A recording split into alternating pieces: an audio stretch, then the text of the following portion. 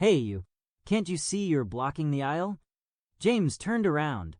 Standing before him was a man in his 50s, white, wearing a faded baseball cap with the logo of a local team and a wrinkled shirt. His face was red, his eyes narrowed with irritation. In his hands, he held a basket with a few cans of beer.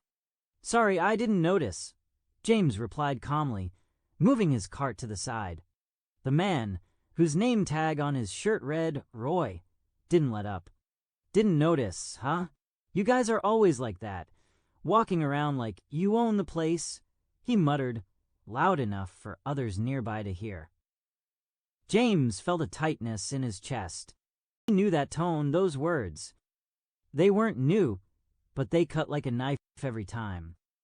He took a deep breath and said, "I'm just buying groceries. Sir, I don't want any trouble." Roy snorted, stepping closer. The smell of beer on his breath hit James in the face. "Don't want trouble? Then why are you standing here, getting in the way of normal people?" His voice grew louder, drawing attention. Two shoppers, an elderly woman holding a loaf of bread and a young guy with earbuds, stopped to watch. James gripped the cart's handle so tightly his knuckles whitened. He knew he could snap back, but that would only make things worse. Instead, he looked Roy in the eyes and said quietly, "I'm a customer, just like you. Let's both go about our business." But Roy seemed to be getting more worked up. He dropped his basket to the floor, the beer cans clattering loudly, drawing even more eyes. "Just like me? Don't make me laugh. You're all the same, thinking you can strut around here demanding respect." He jabbed a finger toward James. "You know what? You don't belong here." At that moment, two young black men who'd been standing nearby at the chip aisle approached. One of them, a tall guy in a basketball jersey, called out, "Yo, what's your deal, man? Why you messin' with him?" Roy spun around, his face flushing even redder. "What, you his gang? I knew it. You people always roll in packs," he shouted. James raised a hand, trying to defuse the situation. "Guys, it's all right. We don't need this," he said, addressing the young men. But his words were drowned out by the growing noise. The second guy, with dreads and a tattoo on his neck, stepped forward. "Nah, it ain't all right. This old racist thinks he can disrespect us in here." His voice shook with anger. The crowd was growing now. The cashier, a young girl with red hair, grabbed a walkie-talkie and whispered something urgently. The elderly woman watching shook her head and muttered, "Lord, what's happening?" The guy with earbuds pulled out his phone and started recording. Roy, feeding off the attention, doubled down. "Racist? You're the ones ruining everything.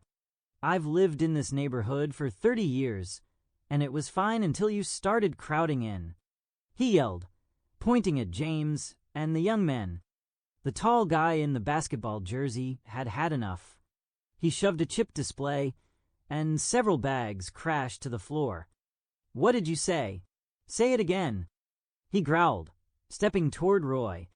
James jumped between them, his voice firmer now. "Stop.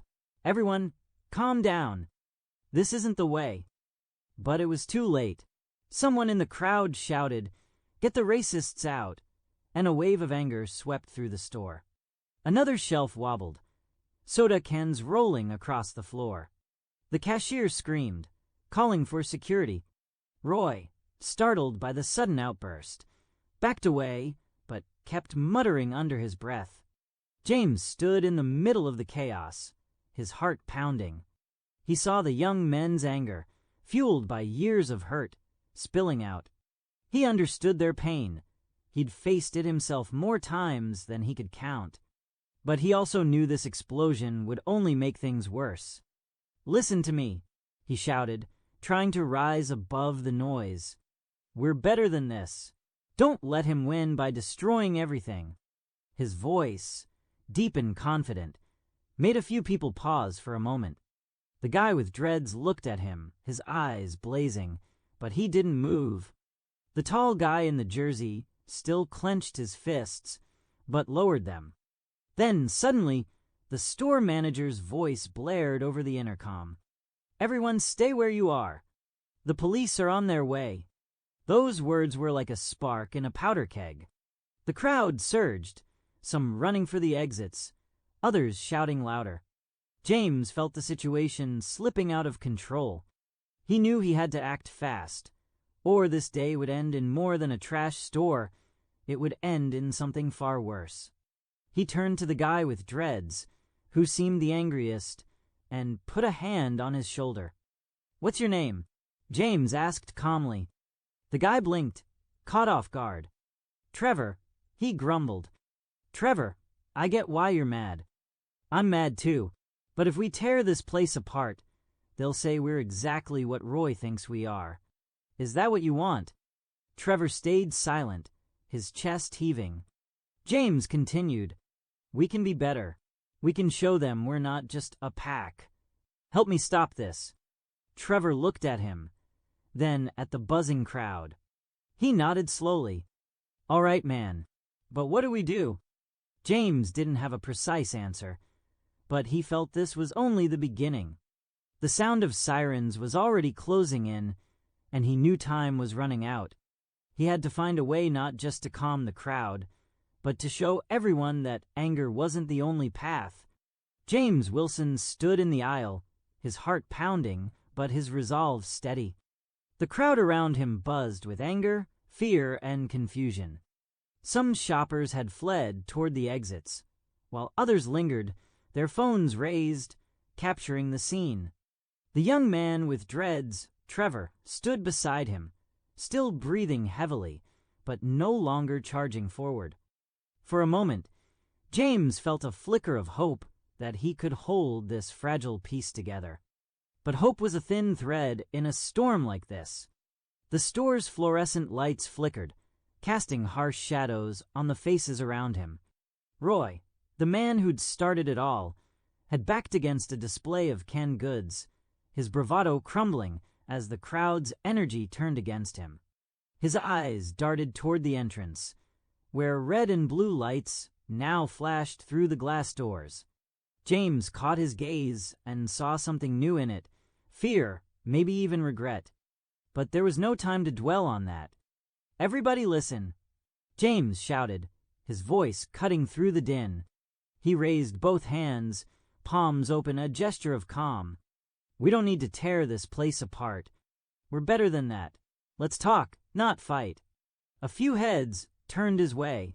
The elderly woman from earlier, still clutching her loaf of bread, nodded faintly, as if relieved to hear a voice of reason. But others weren't so easily swayed. A man in a construction vest, his face flushed with anger, yelled, "Talk? After what that guy said? Nah, man, he needs to learn a lesson." The crowd roared in agreement, and another shelf wobbled as someone shoved it. Trevor tensed beside James, his fists clenching again. James shot him a look, silently pleading for him to stay calm. "Lessons don't come from breaking things," James said, stepping forward, his voice steady but firm. "They come from showing who we really are. You want to prove him wrong. Prove it by walking away from this mess, not adding to it." Trevor hesitated, then muttered, "You're a skin a lot, man." "I know," James replied softly, "but I'm a skin you to trust me." Before Trevor could respond, the glass doors burst open, and 4 police officers stormed in, their hands on their holsters. The crowd froze for a split second, then erupted into shouts. "Back up! Back up!" one officer barked, his voice amplified by the chaos. The sight of uniforms only fueled the tension, and James felt the air shift, like gasoline waiting for a match. "Everybody stay where you are!" another officer shouted, a woman with a tight bun and a no-nonsense expression. Her eyes scanned the crowd, lingering on James and Trevor, who stood closest to the overturned shelves. James raised his hands higher, signaling compliance. "We're not the problem here," he said, loud enough for the officers to hear, but calm enough to avoid escalation. "We're trying to keep things peaceful." The female officer's gaze softened slightly, but her posture remained rigid. "Then tell your friends to step back," she said, nodding toward the cluster of young men behind Trevor, who were still shouting at Roy. James turned to the group. "Guys, please, back up. Let's not give them a reason to make this worse."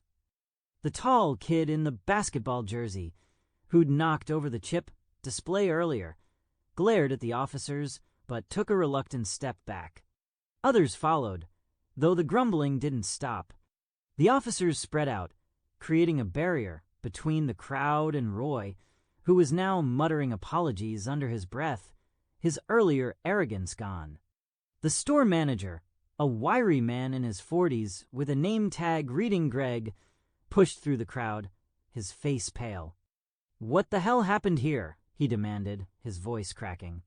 He looked at the mess, then at James, as if he were somehow responsible.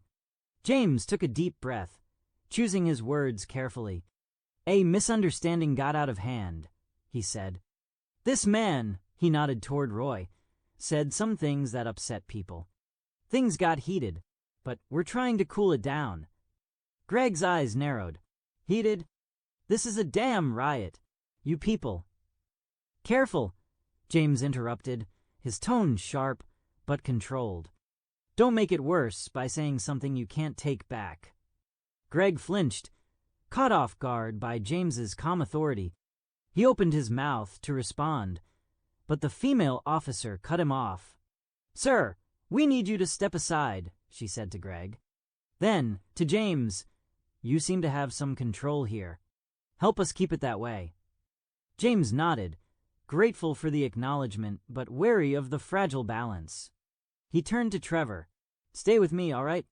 We're gonna get through this." Trevor gave a tight nod, his eyes still burning with frustration but tempered by James's presence. As the officers began directing people toward the exits, James noticed a small group lingering near the produce section. They weren't part of the earlier confrontation, but their whispers and pointed glances told him they were planning something. One of them, a wiry teenager with a backpack, slipped out a side door, and James caught a glimpse of him pulling out his phone as he disappeared into the parking lot. A chill ran through him. He'd seen this before, not in person but on the news, in videos that spread like wildfire. A spark like this could ignite something far bigger than a trashed supermarket. The crowd outside was growing, drawn by the sirens and the videos now circulating on social media. He could hear chants starting to form, faint but growing louder. No justice, no peace.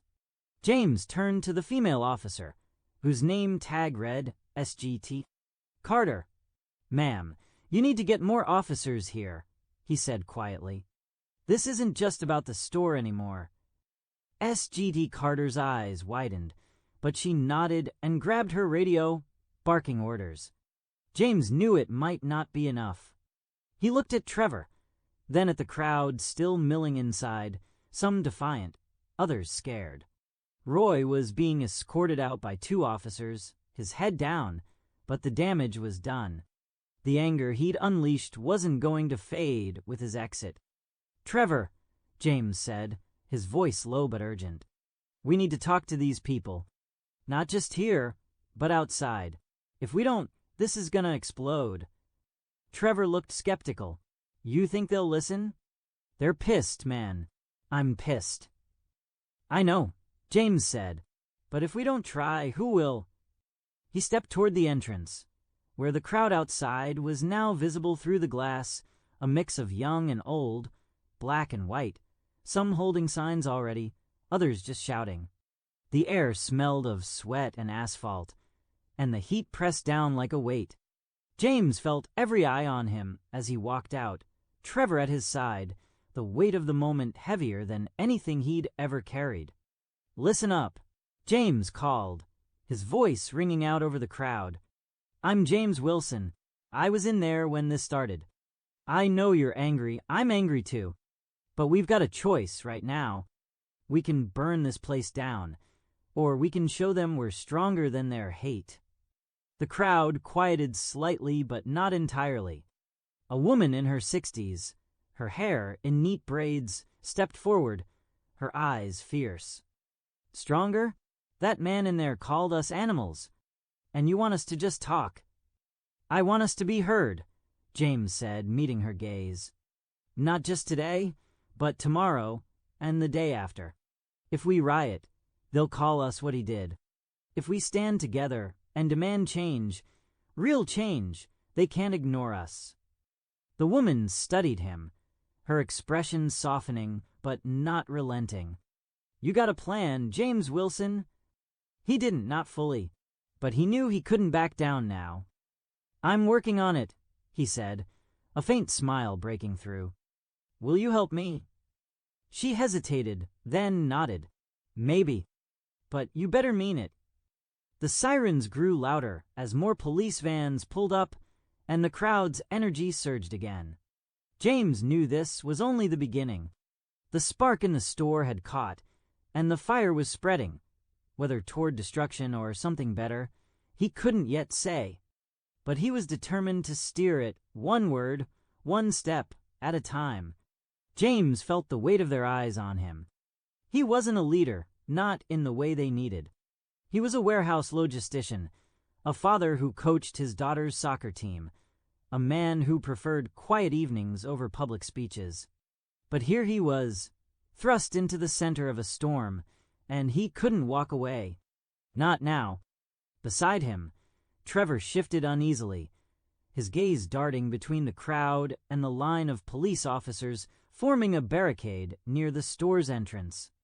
SGT Carter was among them, her expression unreadable as she directed her team. The officers' hands rested on their batons, their faces tense but disciplined. James knew they were one wrong move away from turning this into a battle. "We can't let this turn into a fight," James said to Trevor, keeping his voice low. "If it does, we lose everything." Trevor's jaw tightened. "Easy for you to say, man. You didn't grow up like I did. You don't know what it's like to have cops look at you like you're already guilty."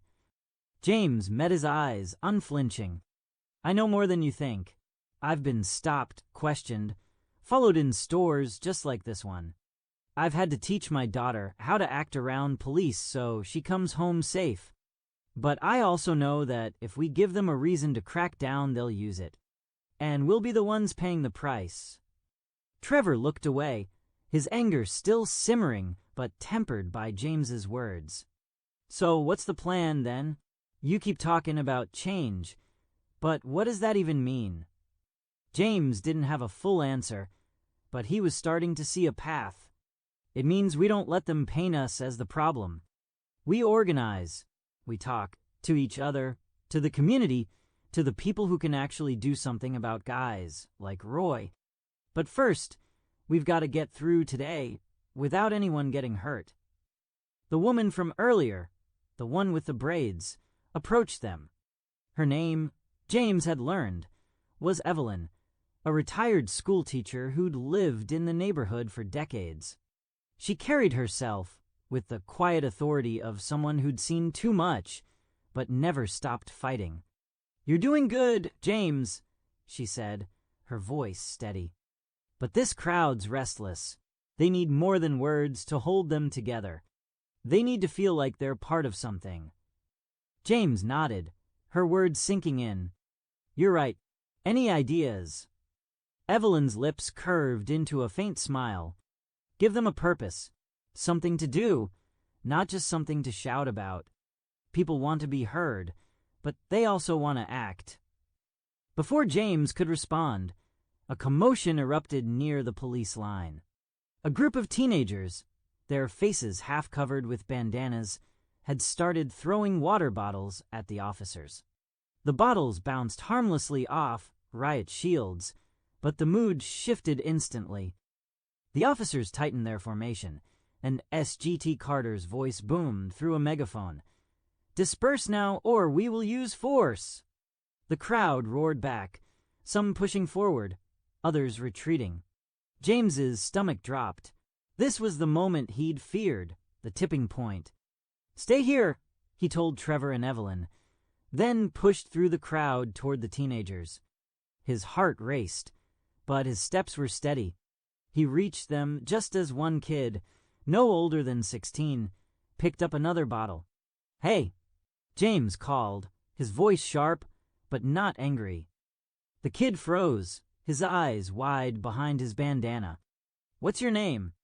The boy hesitated, then muttered, "Malik." "Malik, I get it. You're mad. We all are. But you throw that, and this turns into something we can't come back from. You want to help? Put it down and come with me." Malik's friends exchanged glances, unsure. One of them, a girl with a nose ring, spoke up. "Why should we listen to you? You don't know us." "I don't," James admitted, "but I know what it's like to feel like nobody's listening. I'm asking you to give me a chance to make sure you're heard, without anyone getting arrested or worse." Malik looked at the bottle in his hand, then at the police, who were now advancing slowly. He dropped it, the plastic clattering against the pavement. He said quietly, "What do you want us to do?" James exhaled, relief washing over him. "Come with me. We're going to talk to these people, get them organized. No more bottles. No more chaos. Deal?" The teens nodded, still wary but willing. James led them back to Evelyn and Trevor, who were now surrounded by a small group of others, older men, young mothers, a few white allies who joined the crowd with signs of support. The energy was still volatile, but it was shifting, like a storm that might yet pass. "All right, everyone," James said, raising his voice to carry over the noise. "We're not here to destroy. We're here to demand better, for all of us. But we've got to do it right. No violence, no excuses. Who's with me?" Evelyn stepped forward first, her voice clear and strong. "I'm in. Let's show them what this community can do when we stand together." Trevor followed, his reluctance giving way to resolve. "Yeah, I'm in too." Malik and his friends joined in, their voices quieter but firm. One by one, others raised their hands or nodded, the crowd's energy coalescing around James's call. It wasn't perfect. Some still shouted, others drifted away, but it was enough to hold the line. As G.T. Carter approached, her expression cautious but respectful. "You're keeping things under control," she said to James. "Keep it that way, and we won't have to escalate." "I'm trying," James replied, "but you need to talk to your people too. If they push too hard, this falls apart." She nodded, a flicker of understanding in her eyes. "I'll do what I can." As the sun dipped below the horizon, the crowd began to thin. Some stayed to clean up the parking lot, picking up bottles and signs. Others gathered in small groups, exchanging phone numbers and planning a community meeting for the next day. James, Evelyn, Trevor, and Malik stood together, watching as the last police van pulled away. "You did something today," Evelyn said, her voice warm but serious. "But this is just the start. People are going to look to you now, James. You ready for that?" James looked out at the fading light, the weight of her words settling on him. He thought of his daughter, Aaliyah, waiting at home, probably worried sick. He thought of the store, the anger, the hope that had somehow survived it all. "I don't know if I'm ready," he admitted, "but I'm here." Trevor clapped him on the shoulder, a rare grin breaking through. "That's enough for now, man." The night air was cooler now, carrying the faint scent of rain. The crowd was gone, but the echoes of their voices lingered. James knew this wasn't the end, not of the anger, not of the fight, not of the hope. He'd taken a step, and the path ahead was uncertain but alive with possibility. The next morning, the air in Columbus felt different. Not lighter, exactly, but charged with a quiet energy, like the calm after a storm that might yet return. James Wilson sat at his kitchen table, a chipped mug of coffee cooling in his hands. His daughter, Aaliyah, was upstairs, still asleep after staying up late, peppering him with questions about what had happened at the fresh market. He'd told her as much as he could without worrying her too much, but her wide, searching eyes had stayed with him. She was growing up in a world that felt both more hopeful and more fragile than ever, and James felt the weight of that truth heavier than ever. The events of the previous day had made the local news, and clips of the confrontation were circulating online. James's face was in some of them, his voice carrying over the crowd, calling for peace. He hadn't watched the videos, he didn't need to. The memory was vivid enough. The heat of the parking lot, the smell of asphalt and anger, the fragile moment when the crowd chose to listen instead of lash out. It hadn't been a victory, not really, but it was something. A step. His phone buzzed on the table, pulling him from his thoughts. It was Evelyn, the retired schoolteacher who'd stood with him yesterday. Her text was short. Meeting at the community center, 2 p.m. People are coming. You in? James hesitated, his thumb hovering over the screen. Part of him wanted to stay home, to cook that lasagna for Aaliyah and pretend the world could wait. But he knew better. He typed back, I'm in. The community center was a squat brick building on the edge of the neighborhood, its walls covered in faded murals of smiling children and outstretched hands.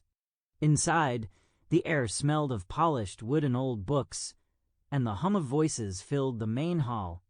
About 50 people had shown up, more than James had expected.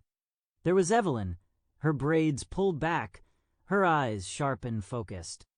Trevor was there too, leaning against a wall, his usual guarded expression softened by curiosity. Malik and a few of his friends sat in the back, their bandanas gone, their faces a mix of skepticism and hope. There were others James recognized from the crowd, the woman with the loaf of bread, a couple of the white allies with their signs, even the young cashier from the store, her red hair tied back, in a messy bun. And then there was Roy. He stood near the door, his hands stuffed in his pockets, his face pale and drawn. The room went quiet when people noticed him, a ripple of tension spreading through the crowd. James felt his own pulse quicken, but he kept his expression neutral. Evelyn had told him Roy had asked to come, claiming he wanted to make things right. James wasn't sure he believed it, but he'd agreed to let him speak. If this was going to work, it had to include everyone, even the ones who'd caused the pain. Evelyn stepped to the front of the room, her voice cutting through the murmurs. Thank you all for coming. Yesterday was a hard day, but it showed us something. It showed us we can choose how we respond to hate. Today, we're here to figure out what comes next. She gestured to James, who felt every eye turn to him. He stood, his hands clasped in front of him, and took a deep breath. I'm not a preacher or a politician, he began, his voice steady. I'm just a guy who was trying to buy groceries for his kid. But yesterday, I saw something in all of you. I saw anger. Yeah, but I also saw strength. The kind of strength that doesn't need to break things to be heard. I think we can use that strength to build something better, starting right here. He paused, glancing at Roy, who shifted uncomfortably. What happened in that store wasn't just about one man's words. It's about a system that lets those words hurt us over and over. But we can change that system, not with fists or fire, but with our voices, our ideas, our community. So let's talk. What do we want? And how do we get there? The room was silent for a moment. Then hands began to rise. The woman with the bread, whose name was Clara, spoke first. I want my grandkids to walk into that store without being stared at like they're trouble. I want the managers to train their people to treat everyone the same. Nods rippled through the crowd. Trevor spoke next, his voice quieter than James had expected. I want the police to stop showing up like we're all criminals. They need to listen, not just order us around. Malik's friend, the girl with the nose ring, added, and the schools. They need to teach kids about this stuff, about why people like that guy. She pointed at Roy. Think it's okay to talk like that. The ideas kept coming. Community watch programs, diversity training for local businesses, a youth mentorship initiative. James listened, jotting notes on a legal pad Evelyn had handed him. He felt a spark of something he hadn't felt in years. Hope, raw and fragile, but real. Then Roy cleared his throat and stepped forward. The room tensed again, but James raised a hand, signaling for calm. I don't have the right to be here, Roy began, his voice shaky. What I said yesterday was wrong. I was angry not at you, but at my own life. Lost my job last year, my wife's sick, and I took it out on you. He looked at James, his eyes red. I don't expect forgiveness, but I want to help fix this. Whatever you need, time, money, my voice, I'm here. The silence that followed was heavy, but it wasn't hostile. Clara spoke first, her voice firm but not unkind. Words are cheap. Mister, you want to help? Show up. Keep showing up. And listen. Roy nodded, his shoulders sagging. I will. James watched him, searching for sincerity. He didn't fully trust Roy, not yet, but he believed in second chances. He'd seen too many people written off to do the same. The meeting stretched on for 2 hours, ideas turning into plans, plans into commitments. Evelyn volunteered to lead a task force to meet with the Fresh Market's corporate office. Trevor and Malik agreed to organize a youth forum to channel the energy of the younger crowd. Even SGT Carter, who'd shown up halfway through, offered to connect the group with the police department's community liaison. As the meeting ended, people lingered, talking in small groups, exchanging contacts. The air felt lighter, not because the problems were solved, but because they were shared. James stood by the door, shaking hands, listening to stories, promising to stay involved. He felt exhausted but alive, like he'd stumbled into a purpose he hadn't known he needed. That evening, James finally made the lasagna. Aaliyah sat across from him at the dinner table, her fork twirling in the pasta, her eyes bright with questions. "Daddy, are you famous now?" she asked, half teasing. James laughed, the sound easing the tension in his chest. "Nah, baby, just trying to do what's right." She tilted her head, studying him. "Will things get better? Like, for real?" He reached across the table, squeezing her hand. "I don't know, but we're trying. And that's where it starts.